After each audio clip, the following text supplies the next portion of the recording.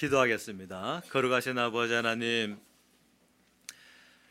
우리의 모든 마음과 뜻을 다하여 이 예배 가운데에 하나님 앞에 신령과 진정한 모습으로 나아가오니, 오늘 우리의 모든 연약한 모습은 십자가 아래에 다 감춰지게 하시고, 오직 우리를 살리시는 하나님의 말씀, 예수 그리스도의 생명만 넘치는 시간 될 수 있도록 축복하여 주시옵소서.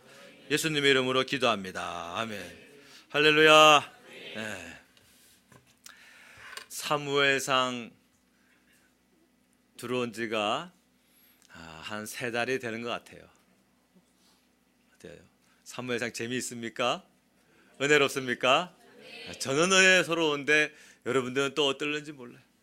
제가 한 번은 길을 걷다가, 제 딸과 함께 길을 걷다가 마트 이름을 봤는데, 마트 이름이 오렌지 마트예요. 아시는 분들은 아마 아실 거예요. 그래서 제가 또 거기서 영감을 받았어요. 그래가지고 제가, 얘야, 너 김치 묵은지가 영어로 뭔지 아냐? 그랬더니 뭔데요? 그래서 오렌지. 그랬더니 아이가 도끼 눈을 뜨고서 저를 쳐다보더라고요. 오래 묵은 김치라고. 뭐 별로 안 웃겨도 저는 어쩔 수 없습니다. 사무엘상에 저는 너무 은혜스러워요. 바로 여기에 우리의 모든 가정사와 또 우리의 모든 이 고민과 전쟁이 여기 다 포함되어 있어요. 그래서 이 사무엘상을 마칠 때쯤에는 사울된 우리의 모습이 다 죽어 없어지고, 우리 속에 역사하시는 예수 그리스도의 생명, 다윗의 왕권을 장악할 수 있는 그 영적인 시대가 우리의 삶 가운데 맺히게 될 줄로 믿습니다. 네. 그래서 우리가 성령에 감동된 사람이 되어야 될 줄로 믿어요. 성령에 감동된 사람. 하나님의 영이 사울에게서 떠나고 하나님이 부르시는 악령이 사울을 번뇌하게 한지라. 그러니까 한 사람에게는 하나님의 영이 떠나버리고, 한 사람에게는 하나님의 영이 임하게 되니, 하나님의 영이 충만한 그는 하나님께 귀하게 쓰임받는 그릇이 되고, 하나님이 떠나버린 그 사람은 악한 도구로 쓰임받더라. 악한 도구로. 그게 지금 우리의 삶입니다. 우리 신앙의 삶이고, 우리 교회의 현 주소고, 우리의 가정의 일이고, 오늘 나의 모습이에요. 자, 40일간이에요. 골리앗이 40일 동안이나 왔습니다. 물론 그 뒤에는 블레셋 군대들이 진을 딱 쳤죠. 그들은 하루하루가 재밌죠. 그냥 아무도 이 골리앗과 싸울 만한 자가 없고, 막 욕을 하고 능욕을 해도 아무도 이스라엘 백성들 막 전부 다 고양이 앞에 쥐처럼 꼼짝 못하는 그 시간을 40일 동안 보냈어요. 골리앗 앞에서 하나님의 백성들이 40일 동안이나 치욕스러운 시간을 보냈단 말입니다. 그런데 그 치욕스러운 40일 동안의 시간 동안에 가장 큰 비극은 뭐냐면, 그 골리앗과 1대1로 싸우러 나갈 만한 사람이 이스라엘 백성들에게 한 사람도 없었다는 거예요. 한 사람도. 여러분, 믿음의 반대말이 뭡니까? 믿음의 반대말이 사전적 의미로는 불신이에요. 그거는 근데 예수님을 믿지 않는 사람들이나 하는 표현이고, 우리 예수님을 믿는 우리들에게 있어서 믿음의 반대말은 낙심이에요. 낙심. 믿음의 낙심이란 말이 뭐라고 했어요? 지난주 말씀과 같이 떨어질 낙, 마음 심자. 마음이 뚝 떨어져 버리는 거예요. 말씀에서, 믿음에서 내 마음에 다 견고하게 붙어 있어야 되는데, 환경 때문에 이게 마음이 뚝 떨어져 버린 것이 낙심이란 말입니다. 그래서 우리 믿음의 반대말은 낙심이에요.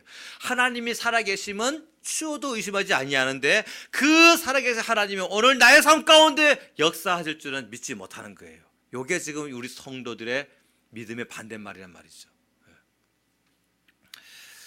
믿음은 하나님이 일하실 줄 믿고 기대하는 것이 믿음이라고 한다면, 낙심은 하나님이 계시는 것은 변함없이 믿고 있지만 그 하나님이 오늘 나를 위하여 일하실 줄을 믿지 못하는 것, 그것이 바로 낙심이란 말입니다. 하나님을 향한 기대가 점점 커져야 정상인 것인데 오히려 점점 사라져 버리는 것이 낙심이란 말이에요. 그런 의미에서 다윗은 정말 믿음이 있는 사람이었어요. 골리앗 앞에서 전부 벌벌 떨 때에 다윗은 이렇게 말을 합니다. 사무엘상 17장 32절 말씀에서 다윗이 사울에게 말하되 그로 말미암아 사람이 낙담하지 말 것이라. 주의 종이 가서 저 블레셋 사람과 싸우리이다. 그래서 사울이 맞거든요. 야, 네가 싸울 대상이 아니야. 너는 소년이잖아. 너는 청소년이고 저는 군사 중에서도 용사고 장수야. 네가 상대할 대상이 아니야. 그럴 때에 다윗이 이러한 말을 합니다. 34절 말씀에서 다윗이 사울에게 말하되 주의 종이 아버지의 양을 지킬 때에, 잘 들어보세요, 뭘 지킬 때에? 아버지의 양을 지킬 때에 사자나 곰이 와서 양떼에서 새끼를 물어가면 내가 따라가서 그것을 치고 그 입에서 새끼를 건져내었고 그것이 일어나 나를 해하고자 하면 내가 그 수염을 잡고 그것을 쳐 죽였나이다. 자, 이 고백에는요 두 가지 의미가 있습니다. 첫 번째로는 새끼 양조차 재산으로 보지 않고 생명으로 봤다라는 거예요. 재산으로 보면은 사자나 곰이 와가지고 새끼 양을 물어갈 때에 그거를 살리겠다고 쫓아가는 그런 바보 같은 목동이 어디 있습니까? 내가 죽게 생겼는데. 여러분 같으면 그 집에서 기르는 사랑하는 개가 반려견이 한 10마리 강아지를 낳았다고 해보세요. 옆집에서 똥개가 와가지고 물어가면 쫓아가겠죠. 아니 멧돼지가 와서 물어가면 어떻게 뭔가 지팡이라도 좀 찾거나 야구방망이라도 들면 쫓아갈 수 있을는지도 몰라요. 대상이 사자예요. 내 새끼 양을 물어가는 대상이 사자나 곰입니다. 따라가겠습니까? 누가 따라가겠어요? 그거 새끼 살리겠다고. 또 나면 되는 거예요. 내가 살아있어야 저 새끼가 나를 위해 존재하지 내가 저 새끼를 위해 존재하는 게 아니거든요. 그게 일반적인 목동의 마음입니다. 그런데 선한 목자의 마음은 그 양을 위하여 내가 있는 거예요. 그 양새끼를 지키기 위하여 내가 있는 겁니다. 사자에게 한번 물리면 사람의 뼈는 그냥 으스러지잖아요. 곰발바닥 들어봤어요? 곰발바닥. 곰의 발바닥은요 얼마나 강력하고 힘이 세고 발톱은 얼마나 날카로운지 한 번 치면 나무가 부서지고 사람의 살점은 그냥 뚝뚝 떨어져 나가는 것이 곰의 발바닥이에요. 내 새끼 한 마리, 많이 있는 새끼 중에서 한 마리 물고 가는데 그거를 살리겠다고 쫓아가는 바보 같은 목동이 어디 있습니까? 그런데 다윗이 그 일을 해내요. 다윗이 그 일을 하는데 그 무시무시한 짐승을 쫓아갑니다. 이유는 무엇이냐? 양새끼를 살리겠다고. 그러니까 이 선한 목자의 모습이 뭡니까? 사람들의 기준으로 볼 때는 바보 같은 모습이 선한 목자의 기준이에요. 선한 목자의 모습이에요. 근데 그 양의 입장에서 볼 때는 이런 목자만큼 없는 거예요. 아멘입니까? 세상 사람들이 바라볼 때는요 십자가에 못 박혀 돌아, 특히 유대인들을 바라볼 때는 십자가에 못 박혀서 예수님이 그렇게 수치스럽고 부끄러울 수밖에 없어요. 부끄러워요.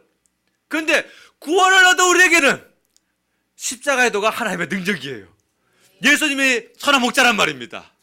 예수님만한 목자가 없는 거예요.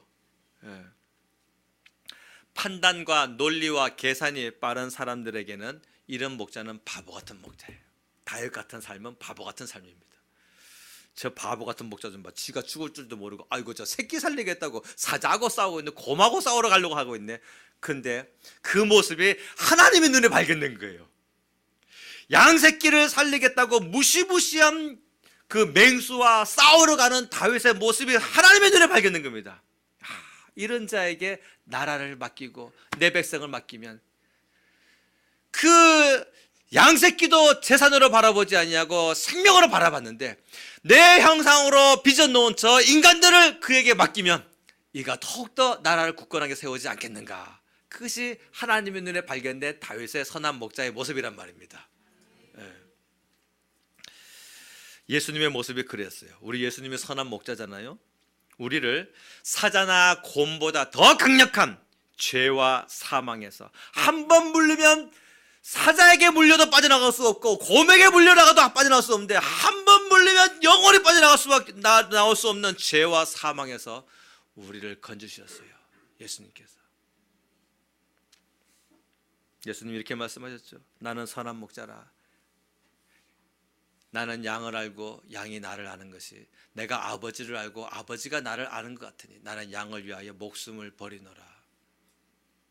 예수님이 선한 목자십니다. 할렐루야. 근데 다윗이 그렇게 살아왔네요.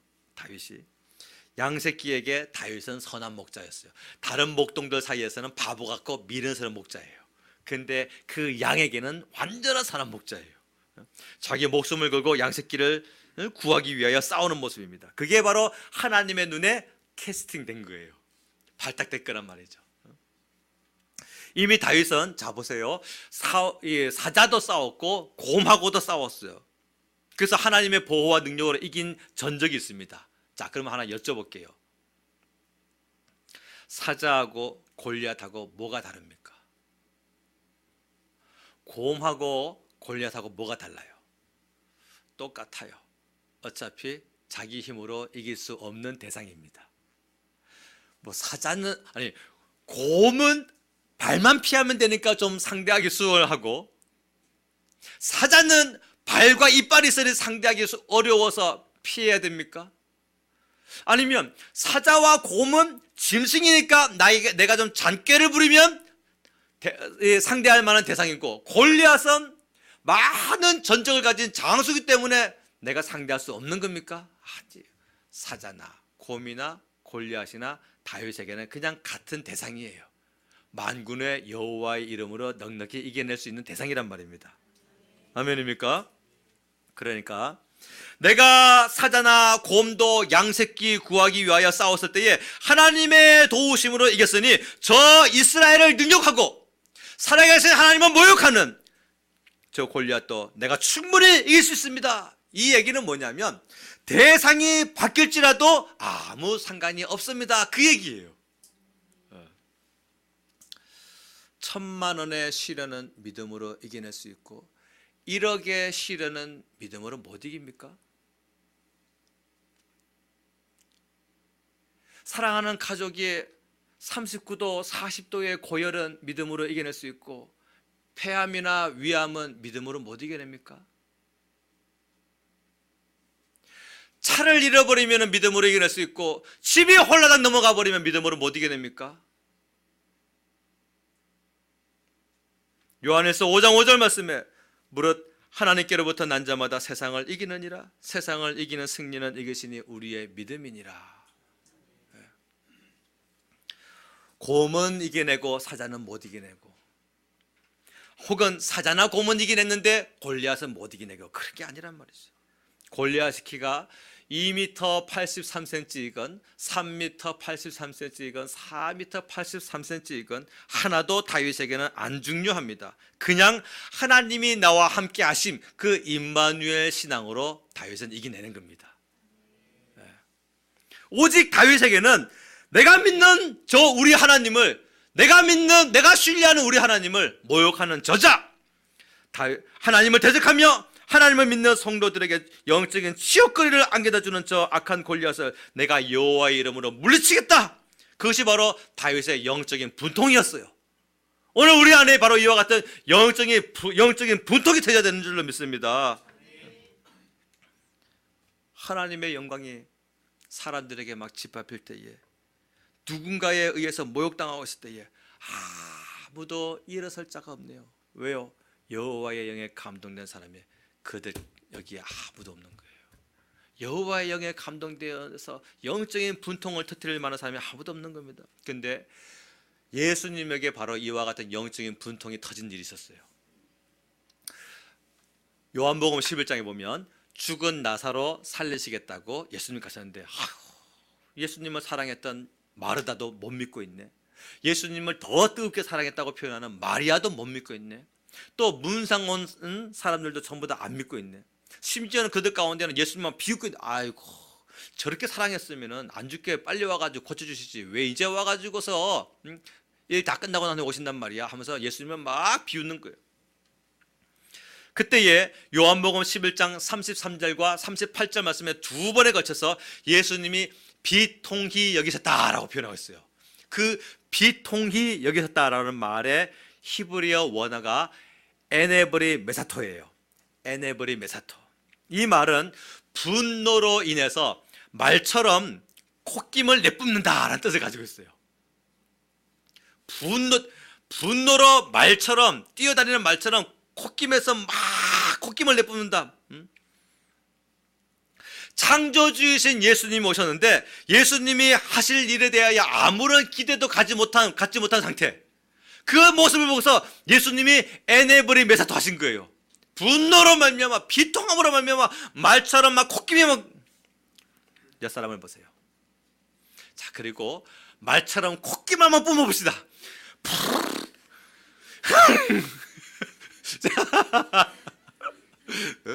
말이 어떻게 합니까? 말이 하고서 전장을 향해서, 전투 현장을 향해서 막 달려나가잖아요. 전쟁하는 말들에게는요 가립니다. 양쪽을요. 경주마도 그렇지만은 전투마도 마찬가지로 가립니다. 이유는 뭘까요? 앞만 바라보라는 거예요. 주위에, 좌우에, 옆에 바라보지 말고 혹시 앞만 보라고 양쪽을 다 가려버립니다. 그리고 자기를 조종하는 이 기수와 장수를 믿는 그 믿음으로 자기가 그 화살이 날아오고 칼이 날아오는 그 전장 앞에 말이요 두려워하지 않고 뛰어갑니다. 그게 바로 훈련된 말의 특징이에요. 예수님이 그렇게 에네벨이 메사토 하셨어요. 우리가 그렇게 말처럼 코에서 콧김을 뿜는 흉내를 못 낸다고 한다면 한번 따라서 해보세요. 우리도 영적인 분통을 터뜨립시다. 아멘. 네, 다윗에게 바로 이와 같은 영적인 에네벨이 메사토가 터진 거예요. 전쟁터에 왔는데, 도시락 배달부로 왔는데, 형들을 만나러 왔는데, 하이 세상에, 내가 믿는 하나님, 내가 사자와 공과의 싸움에서 나를 건지신 하나님, 나의 모든 환난에서 나를 지키시고 인도하시고 보호하신 그 전능하신 하나님을 모욕하고 있네, 저자가 지금. 하나님의 살아계심을 내가 나타나게 보여주겠다. 다윗에게 영적인 에네벨이 메사토가 터져버린 거예요. 사울 임금이여, 내가 하겠습니다. 나를 보내주시오.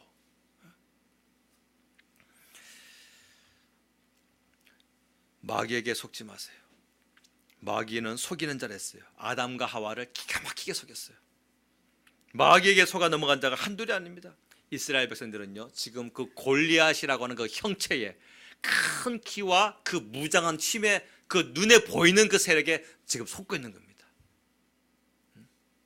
더 크신 하나님, 눈에 보이지 아니하지만 내 마음으로 신뢰하고 믿고 따르고, 특별히 나의 이 사자보다 곰보다 더 강력한 죄와 사망의 그늘에서 나를 건지신 전능하신 하나님이 나와 함께 계심에도 불구하고 눈에 보이는 그 골리앗을 더 두려워하고 있는 겁니다. 성도의 문제는 주님의 도우심으로 이겨내는 것입니다. 사자나 곰은 상대할 만하고 골리앗은 상대하지 못할 대상이 아니라 그냥 똑같아요. 어차피 내 힘으로 이겨내는 것이 아니라 주님의 도움으로 이겨내는 것입니다. 할렐루야. 날마다 숨쉬는 순간마다 찬양의 첫 소절에 이렇게 부릅니다. 날마다 숨쉬는 순간마다 내 앞에 어려운 일 보내. 어쩌면 그렇게 날마다 숨쉬는 순간마다 내 앞에 어려운 일이 많은지 모릅니다. 그런데 3절에서 이렇게 찬양합니다. 주님의 도우심 바라보며 모든 어려움 이기도다. 흘러가는 순간순간마다 뭐를 새깁니까? 주의 약속 새겨봅니다. 그 주님의 약속이 뭡니까? 내가 너와 함께 있다. 임마누엘의 하나님.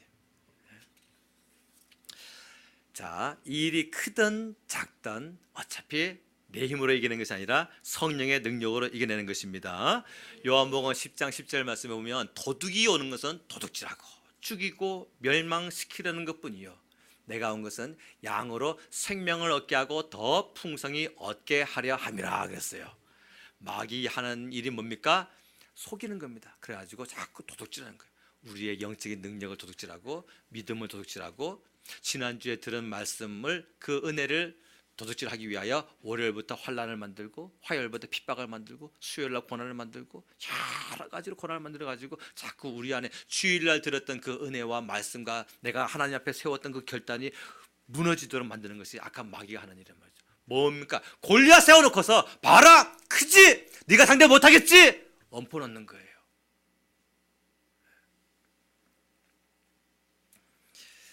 예수님 안에 있을 때 이기는 것이고 예수님 밖에 있을 때 지는 겁니다. 요나단 왕자도 골리앗 앞에 나가지 못했거든요. 우리가 그렇게 정말 박수를 쳤던 사무엘상 14장에서 그 요나단 왕자도 골리앗 앞에는 나가지 못했어요. 이유는 뭘까요? 부담감이 있어요. 요나단 왕자의 신앙은 나 하나 죽는 것은 상관없지만 내가 지면 나라가 넘어간다라고 하는 것에 대한 부담감이 있었어요. 나가지 못합니다. 내 한 목숨 죽는 거야 두렵지 않지만 내 가정이 무너지면 안 되지 않는가. 이게 바로 요나단의 믿음이에요. 나 하나 죽는 거야 상관없지만 내 사랑하는 내가 견고하게 세워놓으려고 했던 모든 일들이 한꺼번에 다 무너져 버리면 안 되지 않는가. 이게 바로 요나단의 믿음입니다. 요나단 왕자는요 사무엘상 14장에서 자기의 그 무기든 자 딱 한 명 데리고 나갑니다. 그러면서 아주 위대한 말을 남기죠. 여호와의 구원은 사람이 많고 적음에 달리지 아니하였느니라 그래요. 그리고서 두 명이서 요나단 왕자가 먼저 가서 치고 뒤따르는 병사가 확인 사살해가면서, 그러니까 사실은 모든 건 다 요나단 왕자 혼자 싸운 거예요. 뒤에 무기든 자는요 요나단 왕자가 쳐서 넘어지는 병사를 확인 사살하는 것만 끝내버립니다. 그렇게 담대한 싸움을 할 수 있던 사람이 요나단 왕자예요. 그런데 골리앗 앞에는 나아가지 못합니다. 왜냐하면 요나단 왕자의 신앙은 나 하나 죽는 것은 두렵지 않지만 나의 실패로 말미암아 나라가 넘어가면 안 된다. 왜냐? 골리앗과의 1대1 싸움에 뭐가 걸린 겁니까? 나라가 걸린 거거든요. 1대1로 싸워보자. 그래가지고 진 놈이 속한 그 나라가 이긴 놈에게 속한 그 나라에게 속국이 되는 거다. 이게 조건이었거든요. 그러니까 1대1로 못 싸우는 거야. 아무것도 부담감이 있는 겁니다. 다시 말하면 나의 실패로 말미암아 나라가 넘어가면 안 된다는 부담감이 그 용감했던 요나단의 발목을 붙듭니다. 다시 말하면 실패할 것도 염두하고 있는 믿음도 있더라는 것이죠. 실패할 것까지도 염두하는 믿음도 있더라. 그럼 과연 그게 온전한 믿음일까?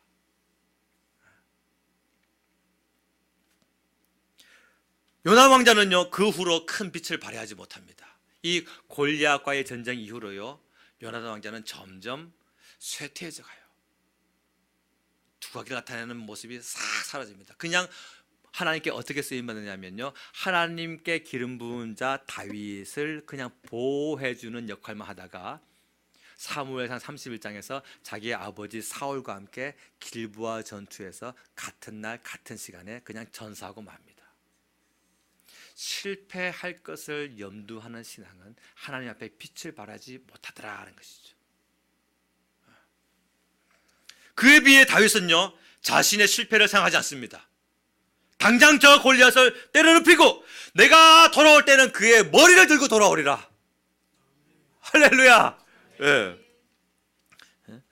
요나단 왕자의 신앙은요 실패할 것까지도 염두하는 신앙이었어요.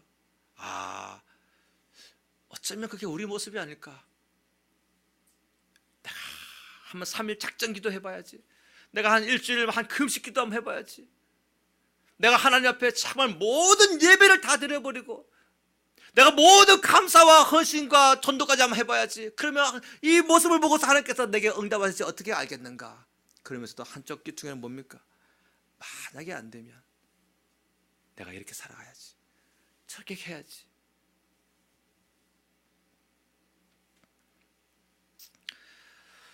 요나단 왕자의 신앙은 실패할 것까지도 염두에 두는 신앙이었어요. 부담감이 있기 때문에.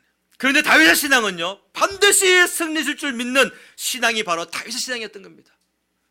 히브리서 11장 6절 말씀에 믿음이 없이는 기쁘시게 못하나니 하나님께 나아가는 자는 반드시 그가 계신 것과 그 다음에 더 중요합니다. 또 그가 자기를 찾는 자들에게 상 주시는 이심을 믿어야 할지니라. 예. 그래서 예수님도 반드시 행할 줄을, 내가 이 일 행할 줄을 믿느냐 자꾸 물으십니다. 자꾸 물으세요. 병 고치시기 전에. 요나단도 용기가 없는 사람은 아니었는데, 믿음이 없는 사람은 아니었는데, 자기가 실패하면 나라가 넘어간다라고 하는 것에 대한 그 부담감이, 자기의 그 믿음이 발목이 잡히더라고요. 못 나갑니다. 그런데 성경은, 그러니까 요나단의 믿음은 뭐예요? 현재적 믿음인 거예요. 근데 우리의 믿음은 원래는 뭐라 합니까? 미래적 믿음이라 하거든요. 믿음은 바라는 것들의 실상이에요. 실상. 내가 간절히 바라면 내 것이 된다는 겁니다. 보지 못하는 것들에, 내 눈에 지금 가려져 가지고 안 보여도 내가 주님 믿습니다 하면은 내가 보게 된다는 거예요. 그러니까 우리의 믿음은 미래적 믿음이란 말입니다. 할렐루야. 예. 그러니까 요나단 왕자 입장에서 한번 생각해 보세요. 나는 하지 못했던 일들을 누가 하는 거예요? 다윗이 해낸 거예요. 내가 못했던 일들을 다윗이 해낸 거란 말입니다. 내가 하고 싶기는 너무 막 간절한데 못했던 일들을 다윗이 해낸 거예요. 그때부터 요나단은요, 다윗을 너무너무 사랑하기 시작했어요. 자, 오늘 1절 말씀입니다. 자,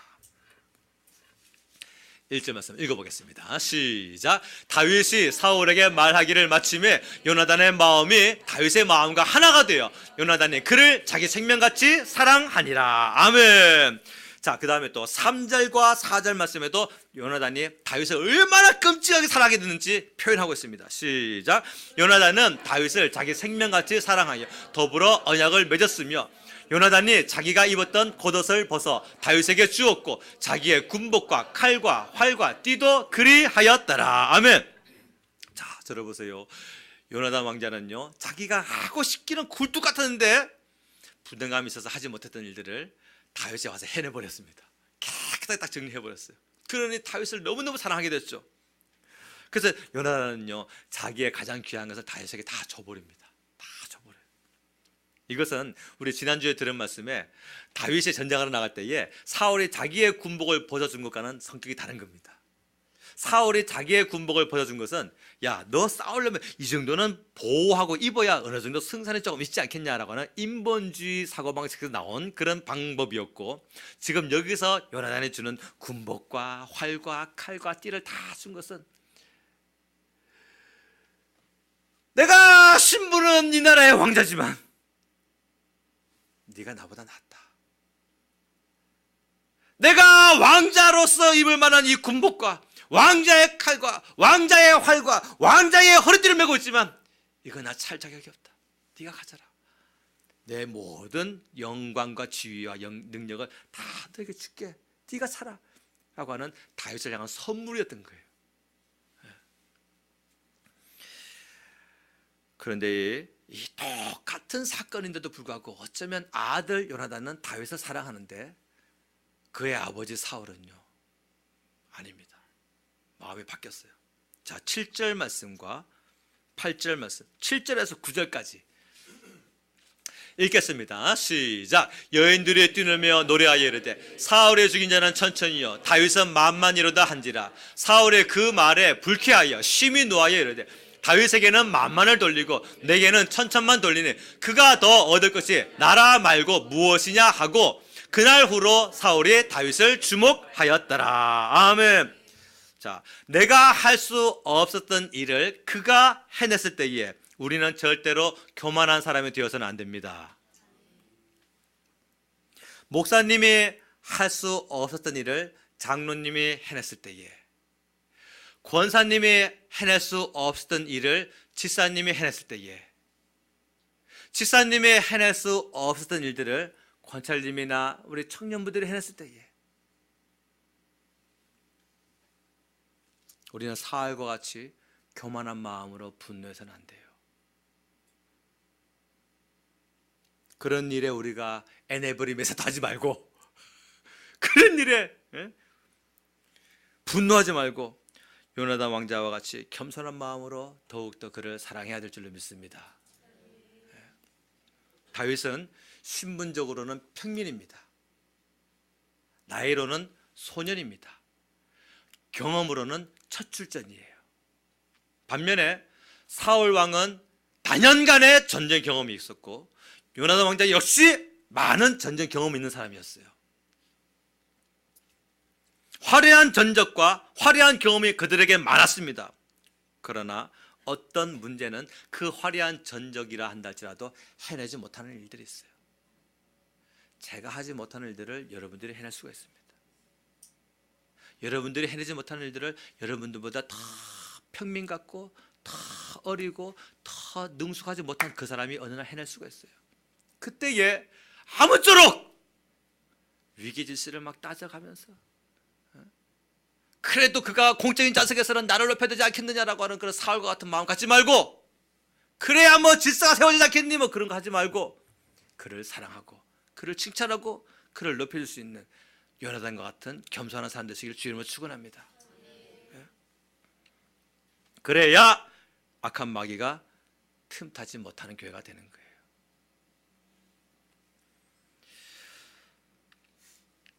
다윗을 죽이려고 사울이 창을 집어던집니다. 그러면서도 다윗을 피합니다. 우리가 교회에서요, 내가 하지 못했던 일들을 다른 사람이 능숙하게 잘 해낼 때에 내가 염려만 하고 기도만 했는데 그 사람은 기도한 후에 그 일을 막 쫙 진행을 해버렸을 때에 때로는 속이 상하기도 하지만 나 자신을 내려놔야 됩니다. 내려놔야 되고 그를 향하여 박수를 쳐주고 그를 칭찬해주고. 근데 그게 안 되면요, 이제 그를 미워하게 됩니다. 지가 했어도 공을 내 앞으로 돌려야 기관장이 내 또 직분인 내 이 질서가 세워지는 거 아니야? 그러다 보면요, 이제 그를 미워하게 돼요. 그를 피하게 됩니다. 악감정을 품게 됩니다. 사울이 지금 그렇게 된 거예요. 그래서 어떻게 합니까? 다윗을 향해서 창을 집어던집니다. 10절 말씀이에요. 자, 10절입니다. 시작. 그 이튿날 하나님께서 부리시는 악령이 사울에게 힘있게 내리매 그가 집안에서 정신없이 떠들어대므로 다윗이 평일과 같이 손으로 수금을 타는데 그때에 사울의 손에 창이 있는지라. 아멘. 그리고 사울의 손에 창이 있는데 그 창을 가지고 어떻게 했습니까? 집어 던져버렸어요. 몇 번이나? 2번이나. 다윗이 피했습니다. 그리고서 사울은요, 계속해서 다윗을 대적하지만 다윗을 두려워합니다. 12절입니다. 12절 시작. 여호와께서 사울을 떠나 다윗과 함께 계심으로 사울이 그를 두려워한지라. 15절도 읽겠습니다. 15절 시작. 사울은 다윗이 크게 지혜롭게 행함을 보고 그를 두려워하였으나. 아멘. 뒤에 거지만 29절도 한번 읽어보겠습니다. 29절 시작. 사울이 다윗을 더욱 두려워하여 평생의 다윗의 대적이 되니라. 아멘. 자, 들어보세요. 한 교회 안에서 나보다 그 누구가가 그 일을 해냈을 때에 그를 칭찬하고 그를 사랑하며 그에게 박수를 쳐야지, 그러지 아니하고 질투하고 분노하다 보면요, 나중에는 그의 대적자가 됩니다. 그런 일들이 너무 많아요. 교회 안에 너무 많아요. 우리는 이제 그런 교만한 마음, 사울과 같은 마음 집어 던져버리고 요나단과 같이 겸손한 마음으로 사랑하고 칭찬하고 높여줄 수 있는, 마귀가 틈타지 못하는 그런 사랑으로 충만한 교회 되시기를 주님을 축원합니다. 능력 없는 성도가 되면 안 돼요. 직분은 높고 경험은 많고 한 일은 많아도 지금 현재 능력이 없어가지고 나중에 어떤 성도를 피하기도 하고 어떤 성도를 멀리하고 싶어하고 어떤 성도를 두려워하는, 질투가 나타나는 그런 모함하고 싶어지는, 모함을 해서라도 내 높은 직분이 다른 사람에게 무시당하지 않으려고 하는 것, 그것이 바로 딱 사울의 마음이란 말이죠. 그게 바로 뭡니까? 마귀의 마음이에요. 딱 마귀의 마음. 자, 우리가 다윗처럼 여호와의 영에 감동되는 것을 마귀가 두려워합니다. 왜 그럴까요? 우리가 여호와의 영에 감동되기만 하면요, 이 마귀는요 한 주먹거리도 안 되거든요. 내가 여호와의 영에 감동되기만 하면, 따라서 합시다. 골리앗은 한 방에 주님 곁으로. 믿으십니까? 네. 제가 가끔 제 딸에게 쓰는 표현 방식인데, 한 방에 주님 곁으로인데, 네. 그렇습니다. 우리가 여호와의 영에 감동되기만 하면 한 방에 골리앗을 주님께 드려요. 하나님께서 40일 동안이나 능력 받으시고 또 이스라엘 내 백성이 모욕당하고 있는데 아무도 나갈 사람이 없는데 하나님은 거기에 이세의 아버지 이세의 마음을 감동시켜서 도시락 배달부로 달려보냅니다. 근데 하나님은 하시고 싶었던 일이 있어요. 그게 뭡니까? 이 현장을 누가 지금 해결하는가 봐라. 똑똑히 봐라. 내가 얼마 전에 기름 부은 여호와의 영에 감동된 자 그가 이 문제를 해결한다라는 것을 보여주고 싶었던 겁니다. 오늘 우리 삶 가운데 우리 교회 가운데 내 인생 가운데에 무엇이 수많은 번호표 뽑고 대기하고 있는 골리앗들을 무엇이 누구가 무너뜨릴 수 있습니까? 바로 여호와의 영에 감동된 내가 일어설 때에 그런 골리앗은 2m 83이든 3m 83이든 4m 83 키와 권세와 상관없이 하나님의 능력으로 무너지게 될 줄로 믿습니다. 자, 그러나 우리가 항상 이기지는 못해요. 우리는 실수를 많이 합니다. 우리 힘으로 해낼 수 없는 일들이 더 많아요. 하지만 하나님은 내 아버지지 않습니까? 전능하신 하나님이 내 아버지잖아요. 실수하더라도 하나님은 우리를 품으십니다. 누가복음 15장에 보면 탕자가 집을 나갔습니다. 그러면 아버지 입장에서 인간된 아버지 입장에서는요, 망할 놈의 자식. 그렇게 재산을 탐나가지고 아버지가 시퍼렇게 눈을 뜨고 있는데도 불구하고 유산을 먼저 받아? 집에 들어오기만 해봐라. 호적 파버려. 막 별 생각을 다 했을 거예요. 근데 많은 시간이 지나고 난 후에 아들이 돌아왔는데 보니까 거지로 돌아왔네. 그럴 줄 알았어. 꼬락서리 하니 좋다. 이놈의 자식아. 너 우리 자식 아니야. 나가 살아. 그렇게 하지 않았어요. 먼저 쫓아갑니다. 아들이 뭐라고 막 버벅대요. 들어보니까 아버지요, 내가 하늘과 아버지께 죄를 지었사오니 아버지의 아들이라 일컬음을 받지 못하겠나이다. 나를 종의 하나로 뭐 점점점 다 말하기도 전에 아들아 하고 안아버립니다. 안아버려요. 말도 다 하기도 전에 안아버리고 종도 시키죠. 여봐라, 빨리 가서 좋은 옷을 가지고 와서 내 이 아들의 그 누더기 옷을 벗겨버리고 내 아들 내 상속자의 권세인 가락지를 가서 끼워주고 좋은 살찐승을 잡아가지고 잔치를 벌이자. 내 이 죽은 아들 내가 찾았다 하면 잔치를 벌입니다. 그게 아버지의 마음이에요. 우리가 실패했고 우리가 실수했어도 우리를 회복시키시는 것이 하나님의 마음이란 말입니다. 부잣집에 아들이 있었어요. 아버지가 아주 아끼는 도자기가 하나 있어요. 근데 이 아들이 장난도 많이 치고 실수도 자주 하는 아들이거든요. 그래가지고 아버지가 걱정이 돼가지고 이 도자기가 하도 비싸니까 선반 위에 올려놓은 도자기, 얘야 이 도자기는 아주 비싸니까 너 장난치더라도 조심해. 이 도자기 깨트리면 큰일 난다. 너 장난치다가 또 이거 깨트리면 이번에는 아빠가 용서 안 해. 혼낼 거야. 근데 이 아들 장난치다가 그 도자기를 그만 또 건드려가지고 선반에서 뚝 떨어져가지고 한쪽 모퉁이가 툭 깨져버렸네. 아버지가 아끼던 도자기인데 해가지고 막 그 놈을 막 본드를 막 엉성하게 붙여가지고 안 보이는 모습으로 이 뒤에 딱 돌려가지고. 근데 그걸 누가 봤어요? 집안에서 일하는 가정부가 봤네. 가정부가 사장님이 봤으니 큰일 났다. 사장님의 도자기를 이게 큰일 났다. 아들이. 근데 이 아들이 아줌마 우리 아빠한테는 비밀이에요. 절대로 비밀이에요. 하지 말아주세요.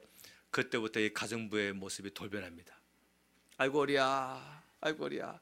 설거지거리가 잔뜩 쌓였네.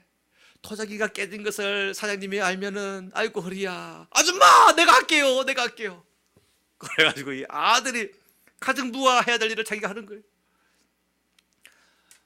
점심 먹고 났더니 또 가정부가 죽겠다고 하는 거예요. 아이고 허리야, 아이고 빨래가 널어야 되는데 세탁기가 다 돌아갔는데 도자기가 깨진 것을 사장님이 알면은 아줌마 내가 할게요. 잘 들으세요 여러분. 여기에 마귀와 성도의 모습이 있는 거예요. 그 다음부터 가정부가 노골적으로 표현하기 시작합니다. 야, 너 일로 와. 네가 밥 먹은 거 네가 설거지해. 야, 너 일로 와.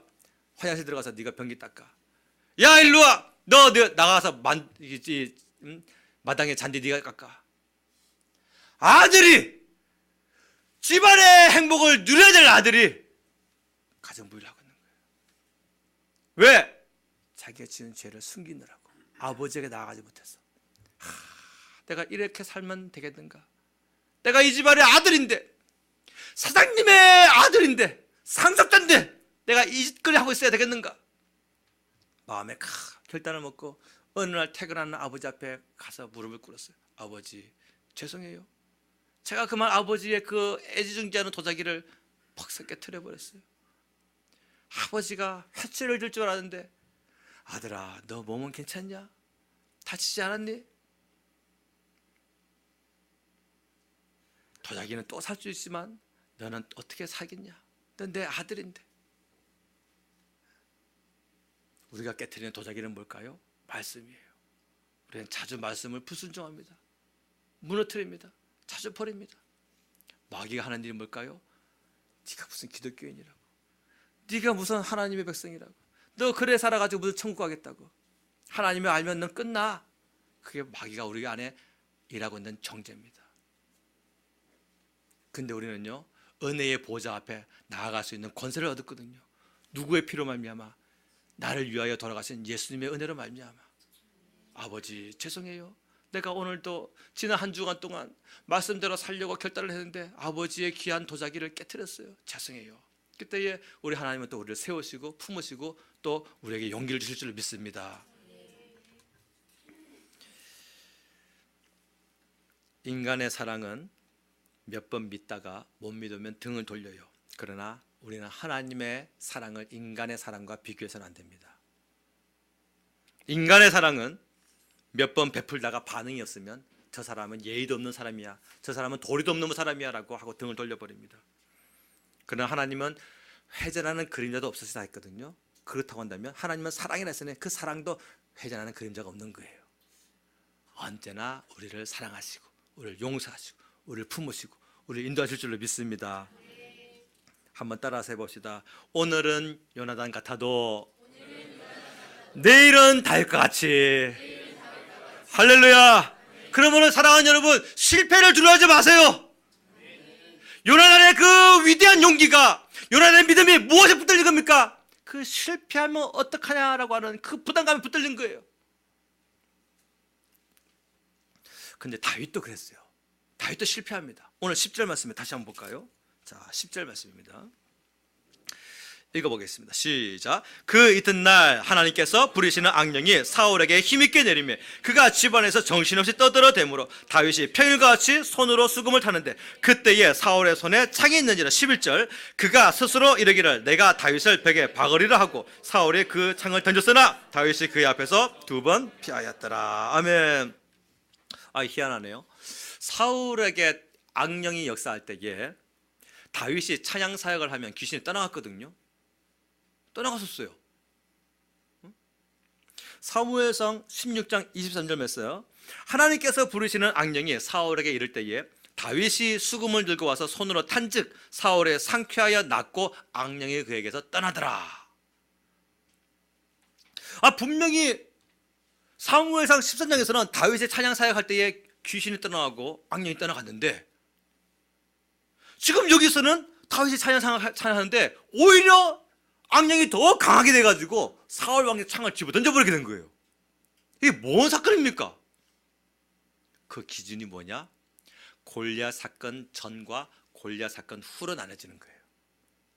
즉, 자, 귀신을, 악령을 쫓아내는 힘은 다윗의 찬양 속에 있는 거예요? 다윗이 하나님을 높일 때에 그 찬양 속에 역사하시는 하나님의 능력이 있는 겁니까? 하나님의 능력이 있는 것이죠. 그러니까 귀신을 쫓아냈던 것이 다윗의 찬양이 아니라 다윗의 찬양 속에 역사하신 하나님의 능력이었던 겁니다. 그러면 사무엘상 16장에서는 다윗이 찬양할 때에 하나님께서 역사하셔서 사울 왕의 악령을 쫓아냈고, 그 다음 장인 17장에서는 다윗이 찬양하더라도 하나님께서 귀신을 쫓아내지 아니하셨어요. 이유는 뭘까요? 16장에서는 그렇게 해야 사울 왕 곁에 붙어 있을 수 있는 것이고, 11장에 와서는 골리앗 사건 이후거든요. 사울 왕의 미움 받아야 되거든요. 사울 왕을 하나님께서, 하나님의 영이 떠난 그를 하나님께서 악한 도구로 사용하시는데 누구를 빚으시기 위한, 다윗을, 킹 다윗으로 빚으시기 위한 악한 도구로 사용하시는 거예요. 그래서 그 악령을 내쫓지 아니하셨던 거예요. 이겁니다. 우리가 성령에 충만하지 아니하면요, 하나님의 영에 내가 감동되지 않냐면 잘못하면 우리도 악한 도구로 쓰임받을 수 있어요. 다른 사람을 연단하는 사람으로, 믿음의 사람을 속상하게 만드는 사람으로, 기도하는 사람을 모함하는 사람으로. 그래서 그는 눈물 흘리면서 자기가 받는 연단과 고통을 하나님 앞에 기도하면서 점점 성화되어져 가지만 성령의 감동이 없는 그 사람은요, 악한 마음, 독한 마음, 분노하는 마음을 가지고 계속해서 악한 열매만 맺고 있는 겁니다.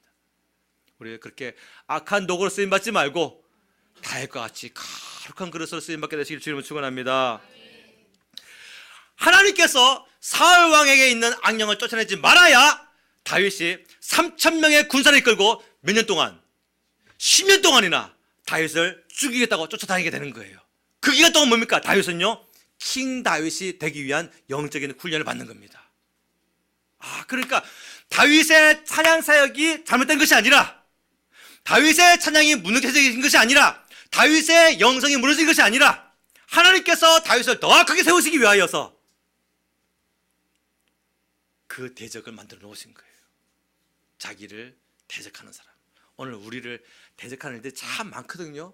나를 힘들게 만드는 일들, 나를 괴롭게 만드는 일들 참 많습니다.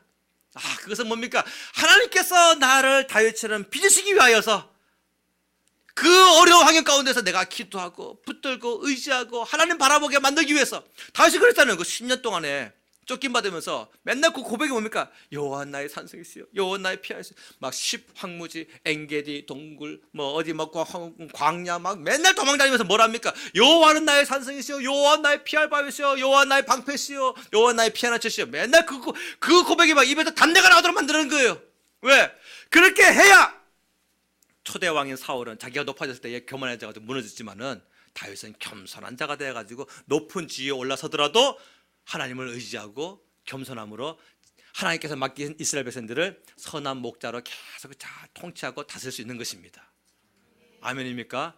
오늘 사랑하는 부모님들, 또 교사 선생님들, 또 우리 리더 여러분들, 내가 누군가의 영혼을 걱정하고 있다라면은 거기에 앞서서 그 사람의 무너짐을 바라보기 전에 먼저 나는 하나님의 성령에 감동되어 있는가, 이걸 먼저 체크하고 점검해보고 바라봤다가 부족하다 싶으면 항상 기도하고 성령에 감동된 자가 되어서 하나님이 때가 되면 우리를 높이시는데, 나를 대적했던 그 사람이 사랑하는 가족일지라도 나중에는 그가 나의 눈물과 나의 헌신과 나의 이 수고와 섬김을 통해서 다 회복되어지고 돌아오는 역사가 나타나게 될 줄로 믿습니다. 아멘.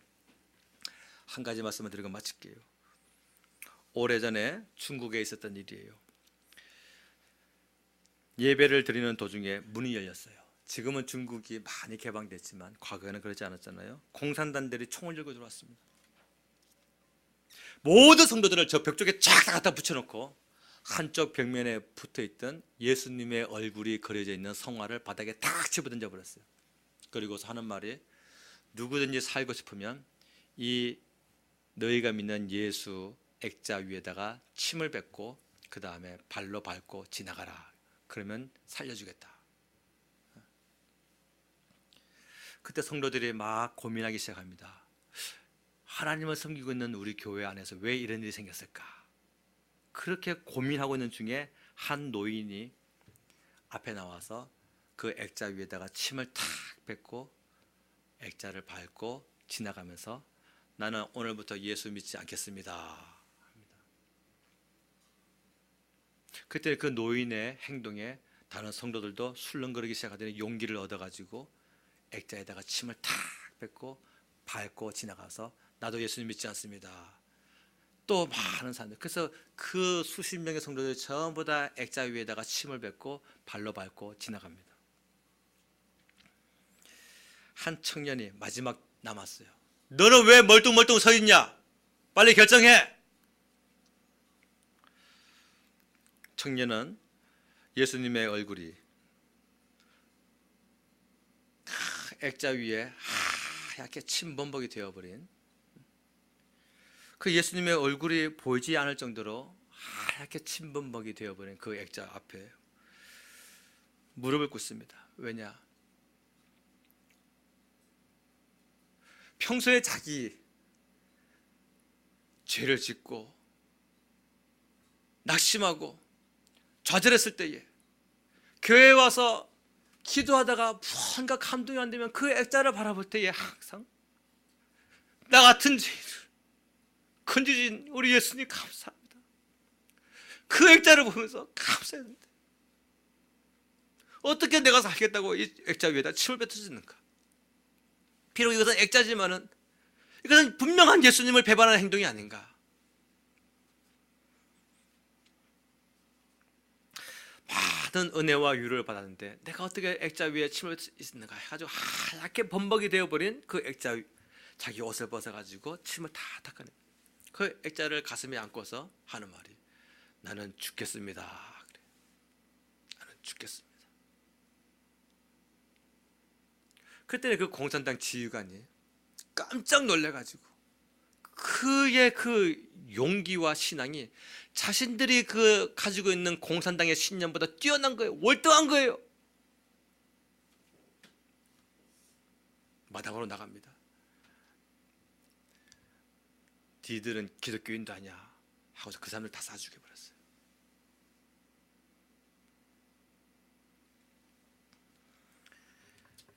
말씀을 맺습니다. 마귀의 역사는 우리보다 치밀합니다. 강력합니다. 더 치밀하고 더 치욕적입니다. 우리나라만 해도 지금 얼마나 많은 술렁거리는 일들이 있는지 몰라요. 그러나 마귀가 지금 두려워합니다. 뭘 두려워할까요? 교회가 기도 소리가 높아지는 것을 두려워합니다. 말씀으로 사겠습니다 라고 막 눈물을 흘리며 결단하는 그 기도가 나올까 봐 두려운 거예요. 그래서 여러분들 앞에 골리앗을 막 끝없이 보냅니다. 얼마나 많은 큰 골리앗을 우리에게 보내는지 몰라요. 실패를 두려워하지 마세요. 요나단은 부담감 때문에 실패가 두려워서 나아가지 못했지만 다윗은 실패를 두려워하지 아니하고 자기에게 생명 주시고 능력 주실 예수 하나님 바라보며 믿음으로 나아갔습니다. 우리 사랑하는 서울좋은교회 여러분들 모두가 다 그와 같은 다윗과 같은 일사각오의 신앙으로 살아가시기를 주님으로 축원합니다. 기도하겠습니다. 같이 기도할 때 하나님, 나는 실패했고 나는 넘어졌고 나는 도자기를 많이 깨트렸어도 내 생명을 더 귀하게 여기시는 선한 목자 되신 예수님, 나는 여전히 하나님의 자녀요, 여전히 하나님을 신뢰합니다. 주여 나와 함께 역사하여 주셔서 이제 내 앞에 서 있는 수많은 골리앗들을 믿음으로 다윗과 같이 싸워 승리할 수 있는 사람들에게 나를 세워 주시옵소서. 주여 세움으로 더 기도하겠습니다. 주여 주여 주여. 아버지 하나님,